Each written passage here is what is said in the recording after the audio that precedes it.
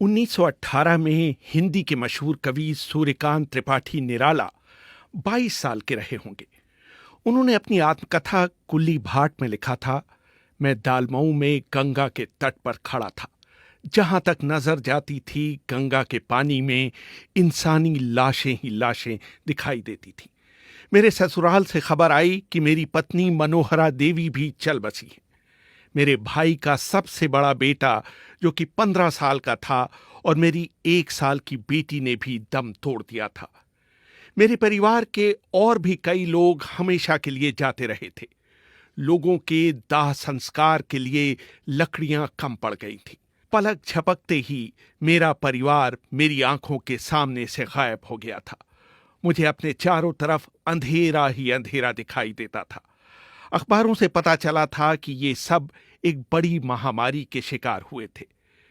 निराला का परिवार ही नहीं, भारत को आजादी दिलाने वाले महात्मा गांधी भी लाखों लोगों की तरह इस जानलेवा बीमारी स्पेनिश फ्लू के शिकार हो गए थे। गांधी की पुत्रवधू गुलाब और पोते शांति की मौत भी इस बीमारी से हुई थी। अगर गांधी इस बीमारी से न ठीक हुए होते तो शायद भारत की आजादी की लड़ाई का इतिहास दूसरे ही ढंग से लिखा जाता। इस महामारी ने करीब 1 करोड़ 80 लाख भारतीय लोगों की जान ले ली थी। कहा यह भी जाता है कि मशहूर उपन्यासकार प्रेमचंद भी इस बीमारी से संक्रमित हुए थे। इतिहास के पन्नों में इसकी इतनी चर्चा नहीं होती, लेकिन इस महामारी के कारण ही ब्रिटिश सरकार के खिलाफ लोगों का रोष आसमान छूता चला गया था। इस बीमारी की शुरुआत 29 मई 1918 को हुई थी, जब पहले विश्व युद्ध के मोर्चे से लौट रहे भारतीय सैनिकों का जहाज बंबई बंदरगाह पर आकर लगा था और करीब 48 घंटों तक वहां लंगर डाले खड़ा था। मेडिकल इतिहासकार और राइडिंग द टाइगर पुस्तक के लेखक अमित कपूर लिखते हैं, 10 जून 1918 को पुलिस के 7 सिपाहियों को जो कि बंदरगाह पर तैनात थे, नज़ले और जुकाम की शिकायत पर अस्पताल में दाखिल कराया गया था। ये भारत में संक्रामक बीमारी स्पेनिश फ्लू का पहला मामला था। तब तक ये बीमारी पूरी दुनिया में फैल चुकी थी। एक अनुमान है कि इस बीमारी से पूरी दुनिया में 10 से 20 करोड़ लोगों की मौत हुई थी। जॉन बेरी अपनी किताब the great influenza the epic story of the deadliest pandemic in history में लिखते हैं, 10.5 करोड़ की आबादी वाले अमेरिका में इस बीमारी से करीब 6,75,000 लोग मारे गए थे। 1918 में इस बीमारी से पूरी दुनिया में इतने लोग मर चुके थे जितने पहले किसी बीमारी से नहीं मरे थे। 13वीं सदी में फैली ब्यूबोनिक प्लेग में यूरोप की 25% आबादी जरूर खत्म हो गई थी, लेकिन तब भी 1918 में फैले स्पेनिश फ्लू से मरने वालों की संख्या उससे भी अधिक थी। जॉन बेरी आगे लिखते हैं, 1918 की महामारी में 24 हफ्तों में जितने लोग मारे गए थे उतने एड्स से 24 सालों में नहीं मरे हैं। इस बीमारी का सबसे अधिक असर पीड़ित के फेफड़ों पर पड़ता था। उसको असहनीय खांसी हो जाती थी और उसकी नाक और कभी कभी कान और मुंह से खून बहने लगता था।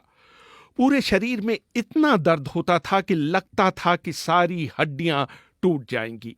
मरीज की खाल का रंग पहले नीला, फिर बैंगनी और अंत में काला हो जाता था। अमेरिका में फिलाडेल्फिया में आलम यह था कि पादरी घोड़े पर सवार होकर घर घर जाते थे और लोगों से कहते थे कि अपने घर के दरवाजे खोलकर अंदर रखे शवों को उनके हवाले कर दें। वो उस अंदाज में आवाजें लगाते थे जैसे आजकल कबाड़ी वाले घर घर जाकर पुकारते हैं। शुरू में जब ये बीमारी फैली तो दुनिया भर की सरकारों ने इसे इसलिए छिपाया कि इससे मोर्चे पर लड़ने वाले सैनिकों का मनोबल गिर जाएगा। सबसे पहले स्पेन ने इस बीमारी के अस्तित्व को स्वीकार किया, इसलिए इसे स्पेनिश फ्लू का नाम दिया गया। बंबई में तो ये बीमारी फैली ही, भारतीय रेल इसे भारत के दूसरे हिस्सों में ले गई। 1920 समाप्त होते होते पूरी दुनिया में इस बीमारी से 5 से 10 करोड़ लोग मर चुके थे। दोनों विश्व युद्धों में कुल मिलाकर हुई मौतों से भी ज्यादा। भारत में सबसे अधिक करीब 1,80,00,000 लोग, यानी कि उस समय की जनसंख्या का 6%। कश्मीर की ऊंचाइयों से लेकर बंगाल के गांवों तक कोई भी इस बीमारी से अछूते नहीं रहे थे। जॉन बेरी ने अपनी किताब the great influenza, the story of the deadliest pandemic in history में भारत में इस बीमारी के फैलाव का ब्यौरा देते हुए लिखा है, भारत में लोग ट्रेनों में भले अच्छे सवार हुए, जब तक वो अपने गंतव्य तक पहुंचते वो या तो मर चुके थे या मरने की कगार पर थे। बंबई में एक दिन 6 अक्टूबर 1918 को 768 लोगों की मौत हुई थी। दिल्ली के एक अस्पताल में इन्फ्लुएंजा के 13,190 मरीज भर्ती किए गए थे, जिनमें से 7,044 की मौत हो गई थी। ब्रिटेन में जहां इस बीमारी से मृत्यु दर 4.4 प्रति हजार थी, भारत में ये दर 20.6 प्रति हजार थी। भारत में हालात इसलिए और भी खराब हुए क्योंकि उसी समय भारत में इतिहास का सबसे भयानक सूखा पड़ा था। भूख से शरीर की आरोग्य क्षमता कम हो जाती है, इसलिए ये फ्लू भारतवासियों के लिए और घातक साबित हो रहा था। एक और ध्यान देने योग्य बात यह थी कि पूरे देश में पुरुषों की तुलना में औरतें इस बीमारी से अधिक मर रही थीं। शायद इसका कारण ये रहा हो कि महिलाओं को भारतीय समाज में पुरुषों की तुलना में कम खाने को मिलता हो। दूसरे, औरतें ही बीमारियों की तीमारदारी कर रही थीं, इसलिए उनको ये बीमारी जल्दी पकड़ रही थी। भारत के 120 साल के आर्थिक इतिहास में 1918 का साल सबसे बुरा साल था। भारत की विकास दर 0 से कहीं नीचे -10.8% चली गई और मुद्रास्फीति ने पिछले सारे रिकॉर्ड तोड़ दिए। इस बीमारी ने भारतीय अर्थव्यवस्था को बंगाल के सूखे और विश्व युद्ध से भी कहीं अधिक प्रभावित किया। भारत की जनगणना के इतिहास में सिर्फ एक बार 1911 से 1921 में हुआ है कि देश की जनसंख्या पिछले 10 वर्षों की तुलना में कम हुई हो। ये कहना शायद गलत नहीं होगा कि इसमें सबसे बड़ी भूमिका स्पेनिश फ्लू की थी।